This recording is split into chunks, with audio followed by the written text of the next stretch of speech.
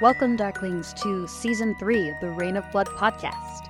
I'm Ember, one of your hosts, here to introduce you to the shadowy depths of what hopes to be our most sinister season yet.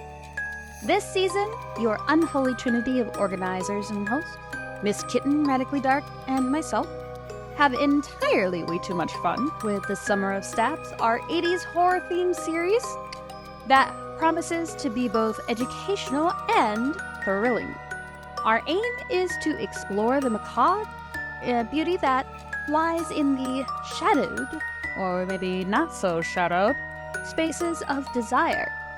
Leading up to Reign of Blood Nightfall, our advanced Halloween extravaganza, we'll be discussing topics such as embodied and informed consent, risk mitigation, and other helpful tips, ensuring that every prick, slice, and puncture is as thought through as it is sensational for you.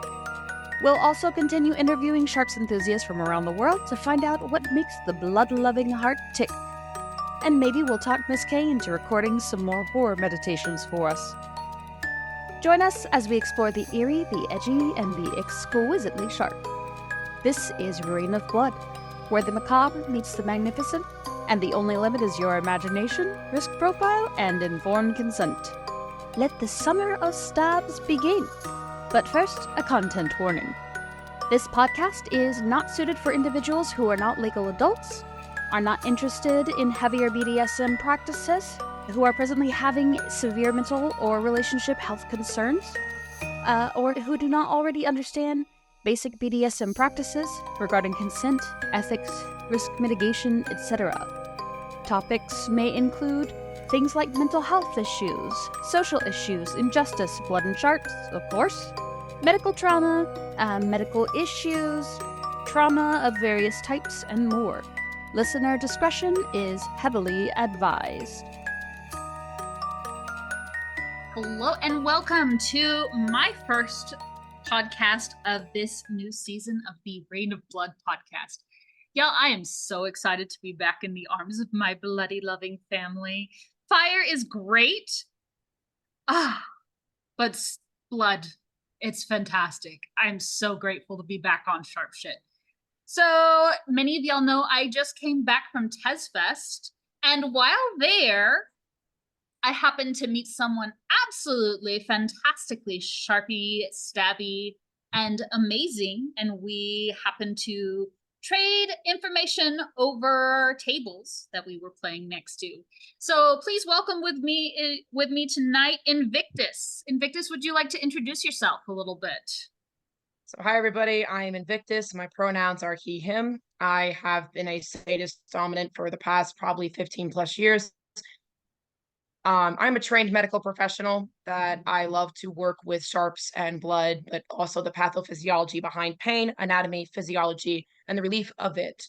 I do also work with impact, I work with fire, I work with bondage, I work with edge play scenes as a type of confronting and working through an ordeal and finding empowerment through the things that we do. So I also do a lot of photography. Everything in my work, whether it be with sharps or kink in general, has a lot of symbolism, and it's also very open to interpretation.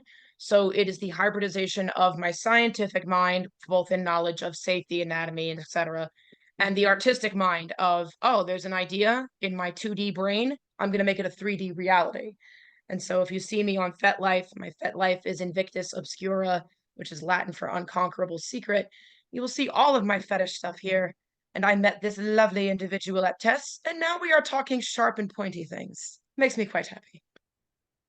You can imagine that this human being has made me as queerly straight as might be possible, and I am in no way, shape, form, or fashion embarrassed about that. Is that a thing? Queerly straight? It has to be a thing. It has to be a thing. If not a thing, it must be made. It must be a thing. Can queer sharps people be? I'm gonna have to ask about this. Thing to investigate. The learning challenge presents itself. It's okay. It's just Sharps thing. It's a Sharps thing. Anyways, this is my new Sharps crush. Their work is fantastic, and their mind is even more fantastic. Oh, So shucks. Ew. I just love the passion that they have for sharps. So, Invictus, how about you tell us a little bit about how you got started in sharps and why you have such a fascination with all the sharp things? So from a young age, I've been exposed to sharps via the medical world. Unfortunately, I started with the negative side first. Most of my family is either dead or dying, and I was exposed to the medical world as a young child, about 8 or 9 years old. Now, the fascination of how needles work, their intricacy, and the flow of blood leading to a diagnostic answer is what led my interest into anatomy.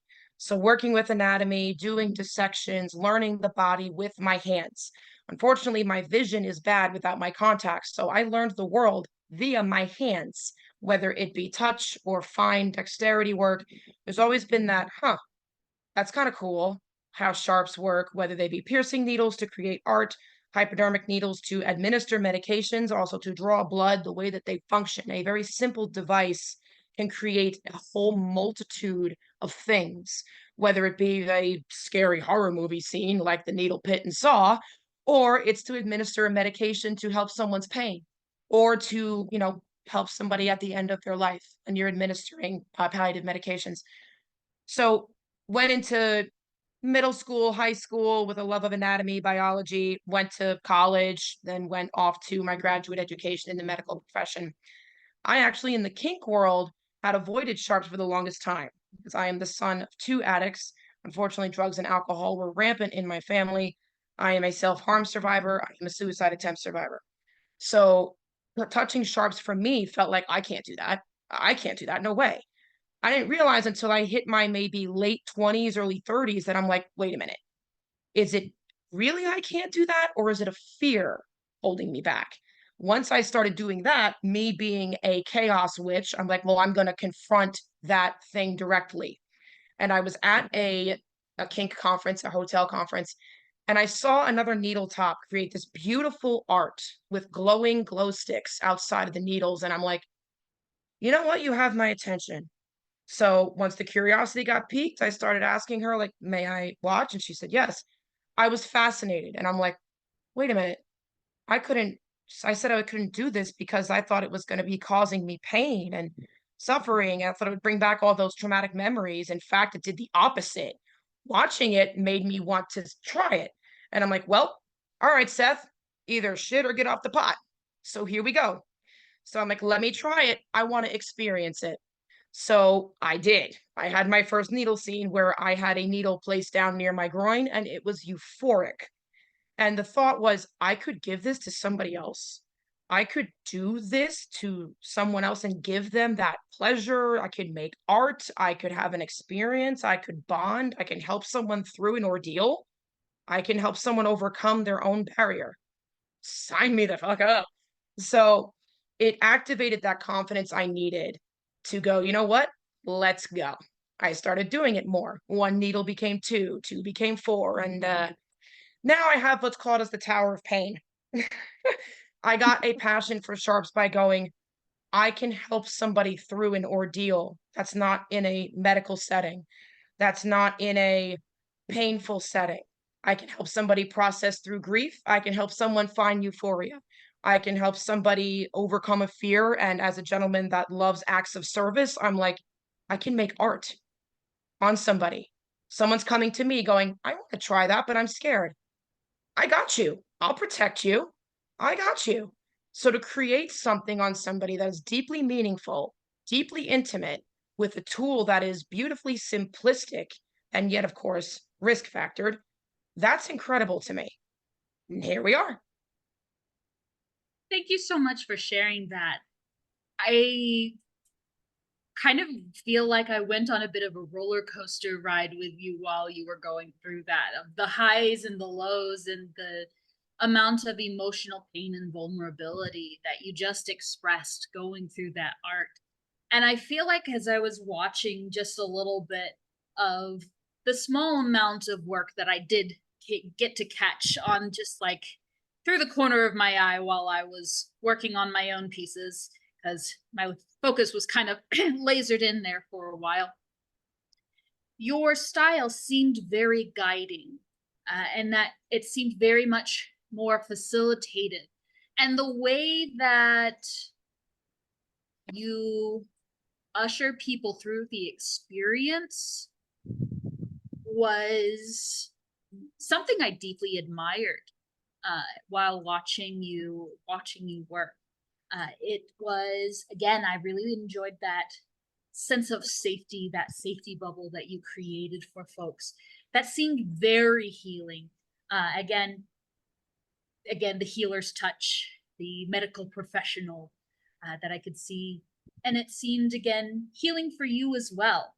That it seemed to be, I don't know, it was just a very beautiful and sometimes I would say seldom seen way of engaging in sharps play for me. It was something unique that I haven't seen frequently. So it caught my eye for sure. It caught my eye that you seem so expressive and so connected to this. It very, very clearly held deeper meaning for you and a very deep and raw passion.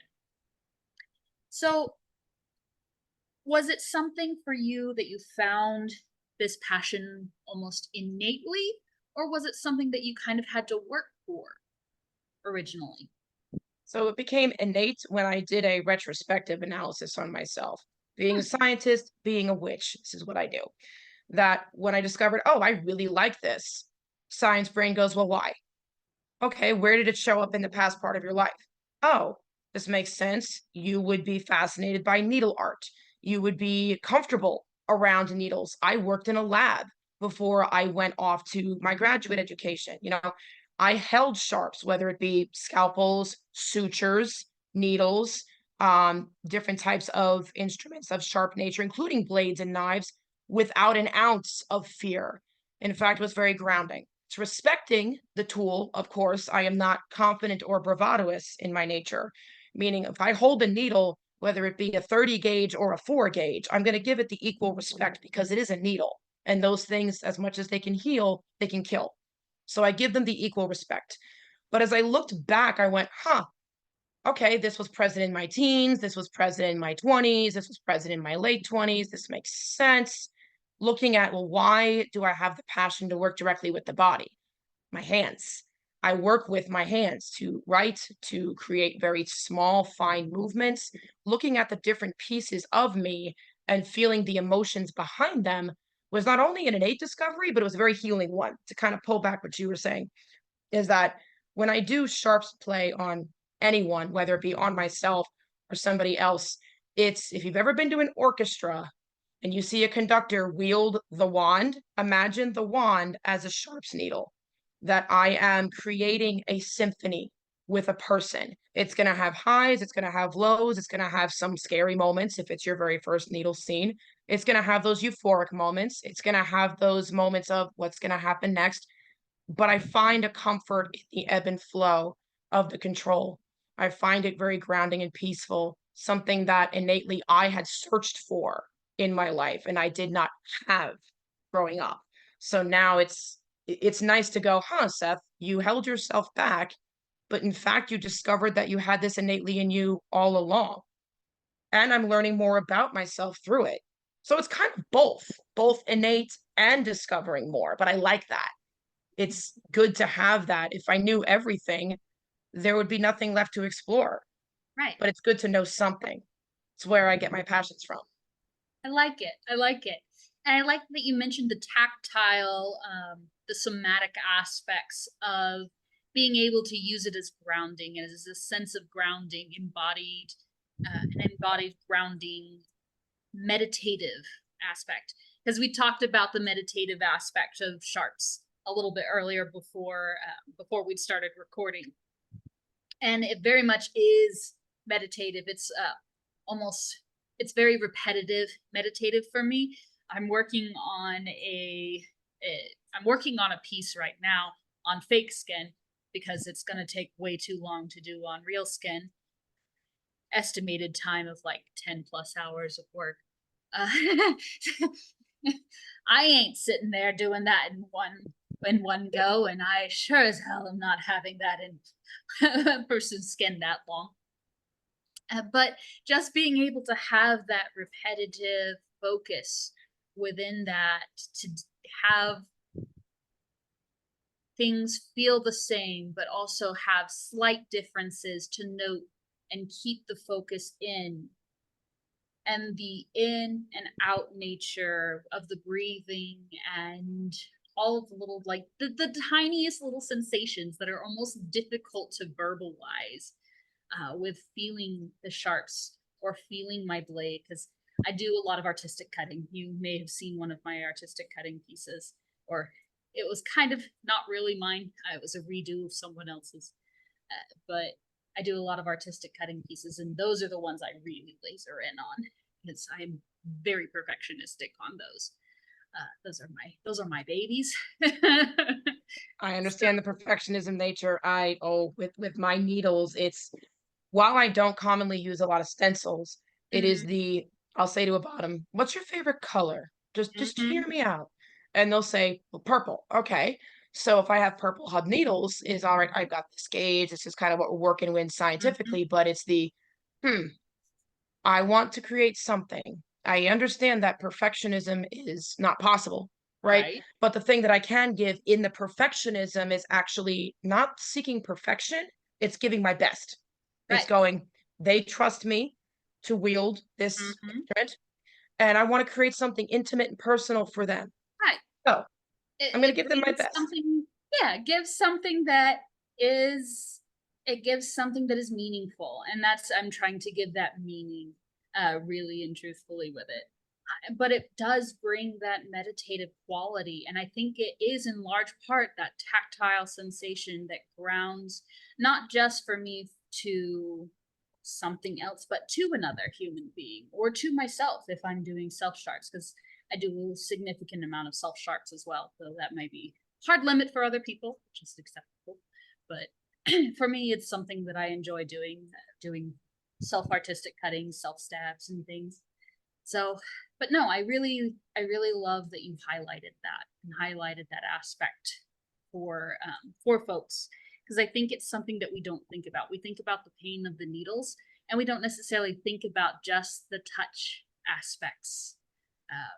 Especially since so many of us are neurodivergent and touch averse,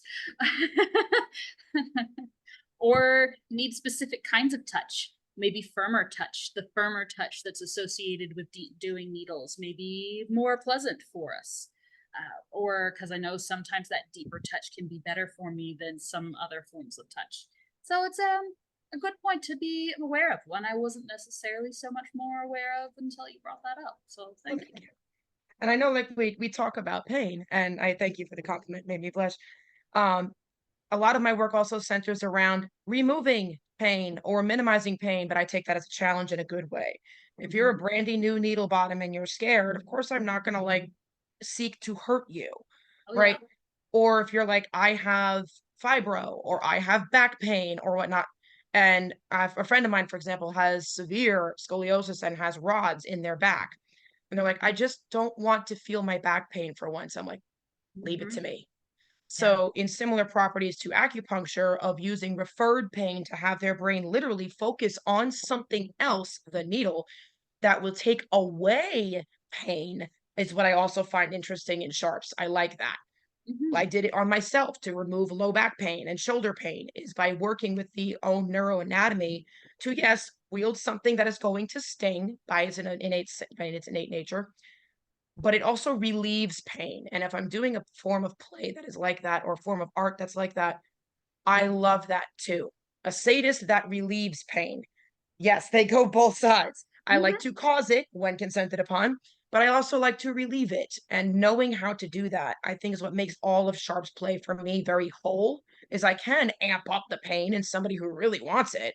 I can remove that pain away, and both sides are deeply, deeply intimate because we're creating something personal between me and the person.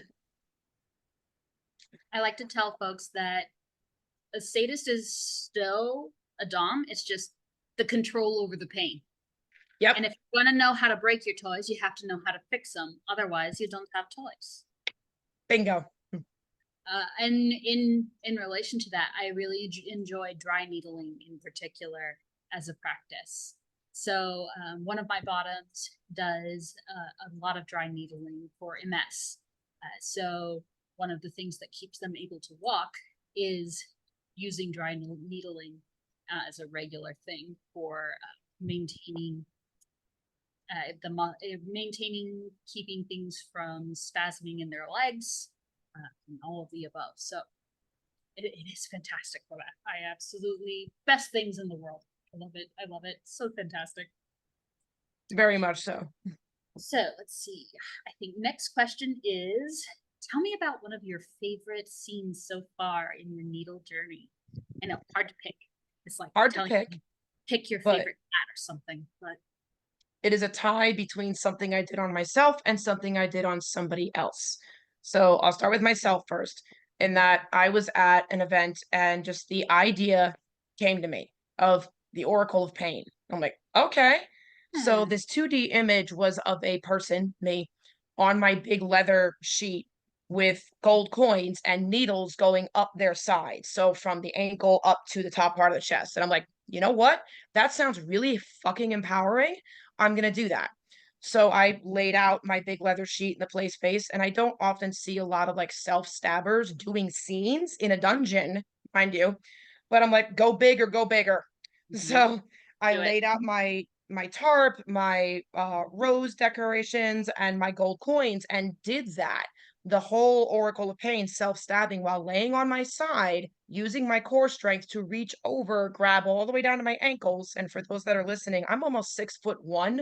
So imagine trying to do that, going up my side and threaded the gold coins through the needles so they looked like they were attached to my skin. It was very 300 movie vibes. I felt very, very sexy. But it was very much a look at me. I am divinity. I am wielding this force. I am the one in control, and I make it beautiful. I love it.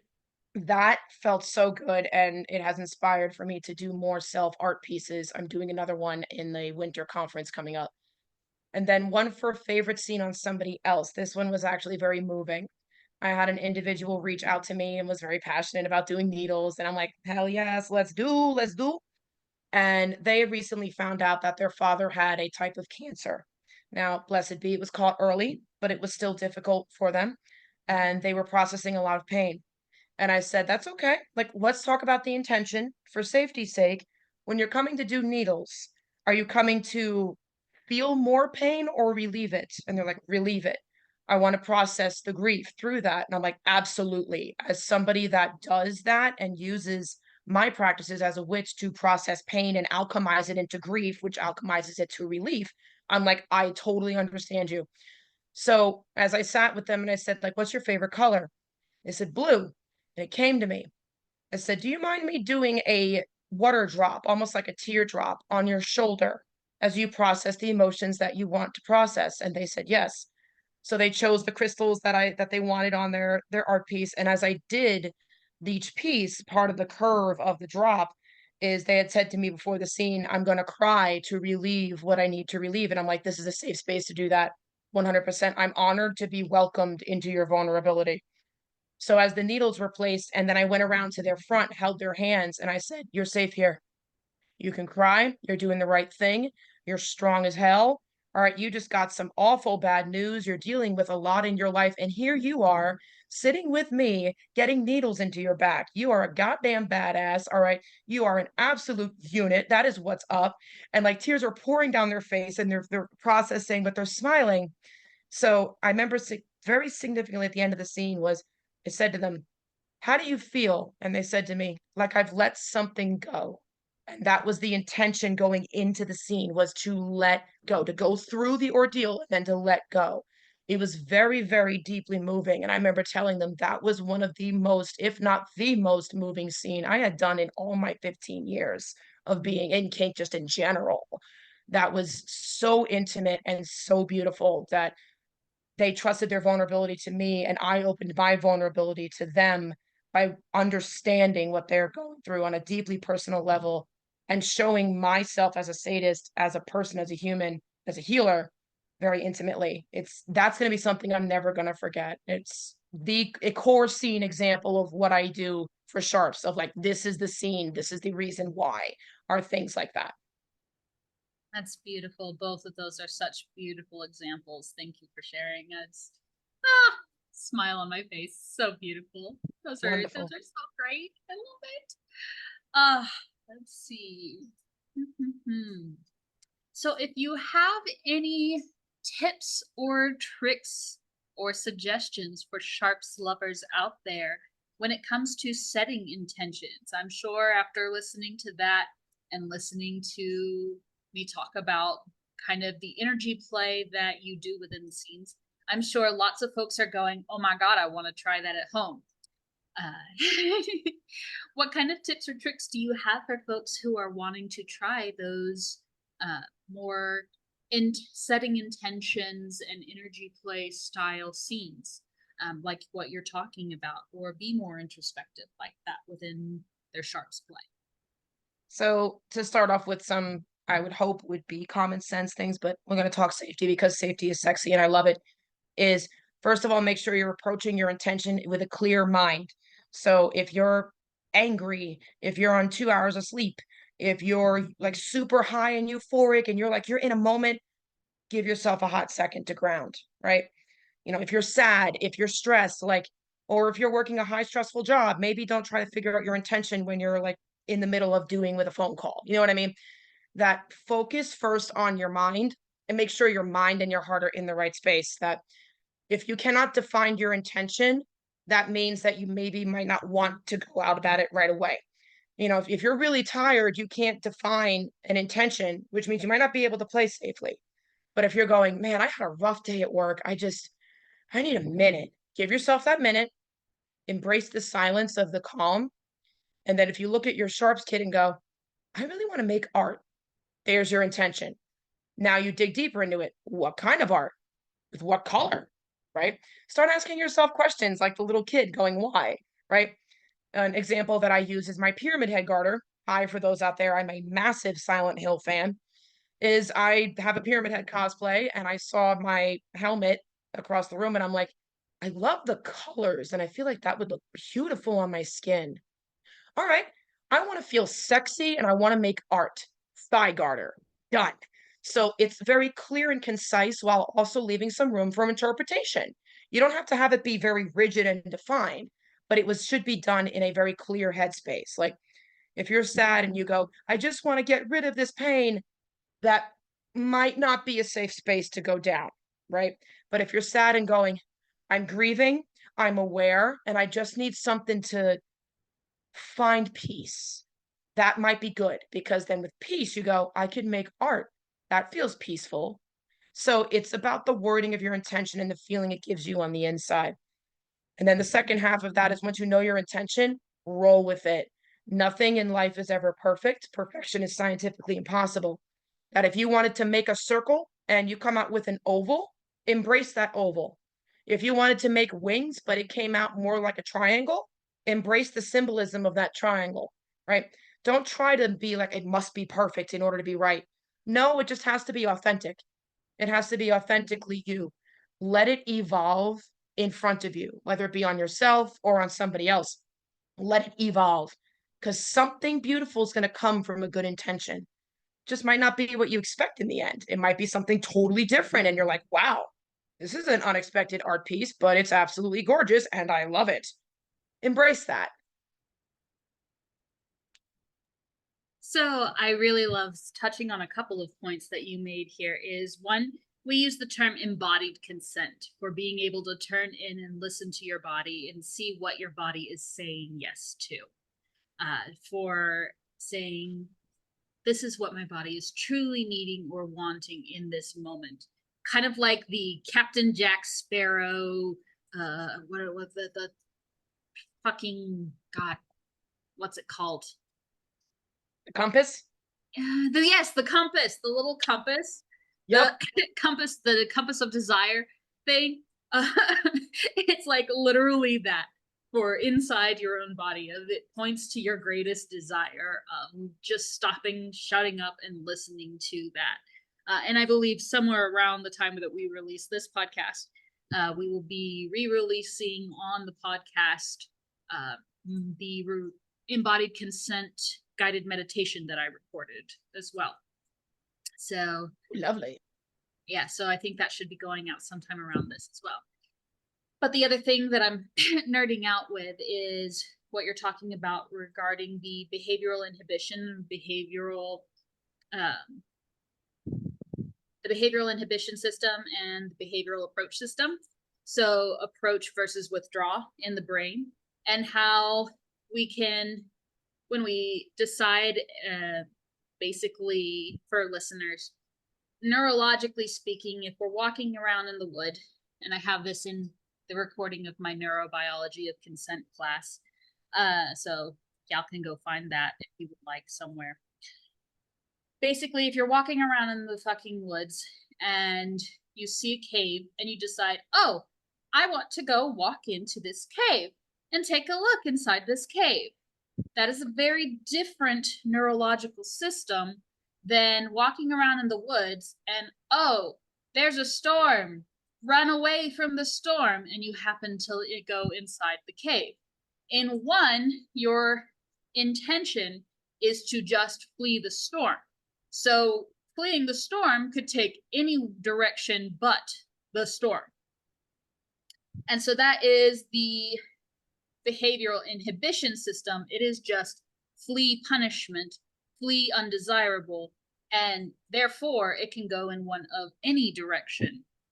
So that's the same thing with, I just want to not feel sad, or I just want to not feel pain, or I just want to not feel numb, versus I want to feel release, or I want to feel this. So we want to, with safer kink practices, and with more risk aware and risk mitigated kink practices, approaching the cave using the behavioral activation system of saying, I want this. And yes, we're not always going to hit that little target I dot and be so absolutely rigid, because we want to be adaptive. Adaptability and adaptive capacity is a really, really great thing to have in all of life. We want to be resilient where we can be, but being able to have a positive kind of a positive intent or intention to set instead of a negative intention to flee can really make a big difference there. So I really like how you brought that one up. Sorry, I just nerded out there, and I try really not to nerd out on these things. No, please, I don't mind nerding out because it gave me an example to link that to make it concretely simple in a way, hear me out, that people go, all right, well, intention sounds very like complicated. It doesn't have to be. Say, for example, my sister, right? My sister wanted to try needles and I'm her brother. So she sees my work and she's like, okay, I'm drawn in. Cool. So she did. Her intention, curiosity, just curiosity. Just, I want to know what this is like. That's intention, right? Mhm. I'm curious. That was mine. When I Yep. went into my very first needle scene was the, all right, Seth, I want to know. I can't make a decision if I like this or not Right. unless I do it. So the intention was approach. exactly. It doesn't have to be a specific feeling. It doesn't have to be a specific end thing. It could just be like, I'm curious. I don't know how it's going to go. I don't know what the result will be, but I'm curious. That's the intention. There's nothing wrong with curiosity. Curiosity is a great thing. It's still an approach, and it's still a mindful approach. It's not a frenzied approach. Exactly. Watch out for frenzy, my friends. That's That's also why whenever I do my play is I'm very strict about this. I play 100% sober. Sober meaning there's no alcohol in my body. There are no drugs in my body. And this includes like over the counter like allergy medication. If I know it's going to make me sleepy, I ain't playing. This includes sleep deprivation. If you're having sleep deprivation, you are the equivalent of a drunk driver, unfortunately. You cannot coordinate, you cannot have as quick reflexes. Your body will actually respond to pain differently and sensation differently. So on me, the same that I expect from the people I work with is 100% sober, unless like you take a prescription medication like a benzo or methadone, please take your medicine. But is come to your intention fully alert and sober and, able to concisely say to yourself, I'm safe. Throughout all of it is being safe. That I approach my intentions with a clear frame of mind. And if I don't have a clear frame of mind, if I can't even say I'm curious, then that's not healthy, if that makes sense. I approach it soberly so that I can approach an intention, be it a very simple one like curiosity, or I want to take on this challenge because it looks fun, right? Mhm. Is I do it groundedly and warmly. I love it. And I think this is a really great conversation to be having, because I think sometimes we do overcomplicate the reason that we want to do things. And, sometimes the reason for approach can be, I've had a few people who have approached me and are just like, I just want something pretty. I just want something that's going to make me feel pretty. And I want pretty pictures that I can share and that I can say, this made me feel like a badass and it made me feel hot. As they And should. that is okay. Yes. If you don't like the needles, and you don't have to love and like every aspect of it in order to engage in something necessarily. Do you think I absolutely love every aspect of bottoming for my partner who is an utterly brutal sadist? No. Do I still do it? Yes. Does that make me a masochist? Yes, it does. Do I still ask for it? Yes, I do. As a sadist, can relate. It is what it is. It's the love to hate to love to hate to love to hate. And it's okay to have a complex relationship with things. I tell people no one's relationship with something is ever going to be perfect. Yep. I don't tell people I have a healthy relationship with things because I can't ever determine whether my relationship with something is healthy. It's good enough. It's good enough so that it serves me. I can determine that my relationship to sharks is serving me. I can't tell you that it's entirely healthy because I can't tell you where that bar is. But I know right now it's not harming me. Exactly. It's serving me and it's serving me well and serving my purpose as well. Yep. And I can tell you when it's serving my purpose as well for my play partners. And I can tell you when, from my perspective, it no longer is serving their purposes and when I'm going to pull out from that. I can't tell you from my perspective when I think their relationship to it is healthy or unhealthy, because that's a whole other question. I can't really make that, like, where do I look at them and say, is that healthy or is it unhealthy? I can say, well, I think that's harming you. And I think that is no longer serving your best interests. But it's a lot harder to make, because again, that has a lot of moral judgment on that basis. Yeah. So I think stepping out with a lot of that and acknowledging that it's okay for things to be a lot more complicated and a lot bigger than we often want to put things in a neat little box. We're humans and we are big and we are complex and we are infinitely more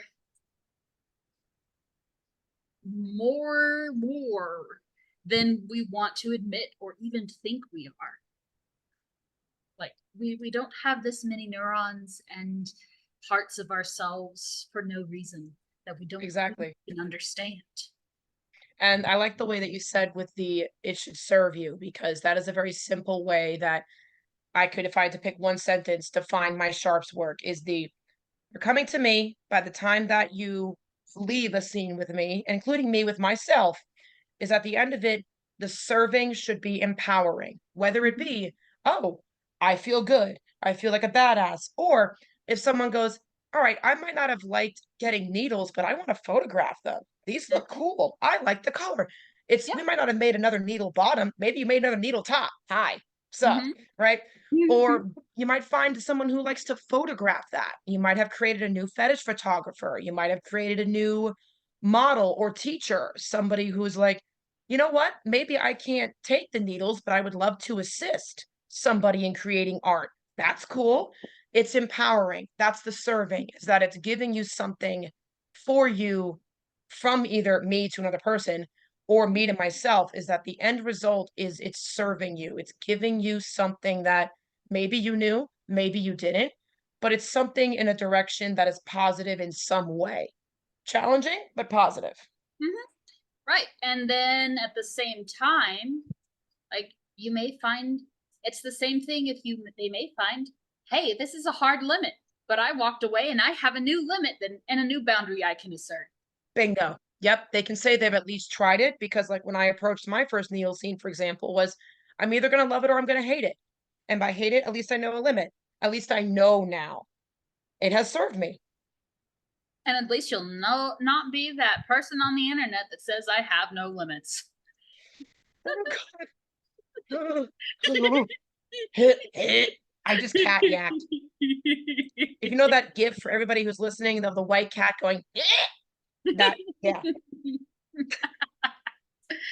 But yes, no. Do you have any last things that you would like to leave our listeners with tonight?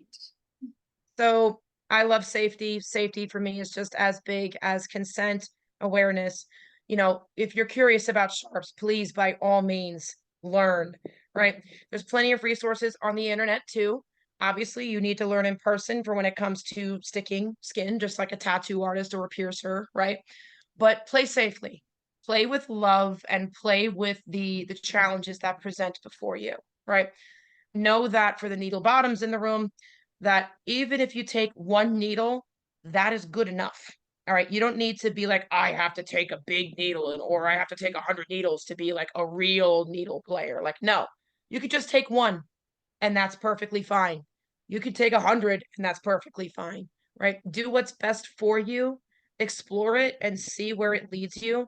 For anybody who plays with sharps, you should know about bloodborne pathogens and you should know about needle stick injuries and how to work with them, like from the top perspective and the bottom perspective on how to address, handle needle stick injuries, common first aid. Everybody should know CPR, just saying.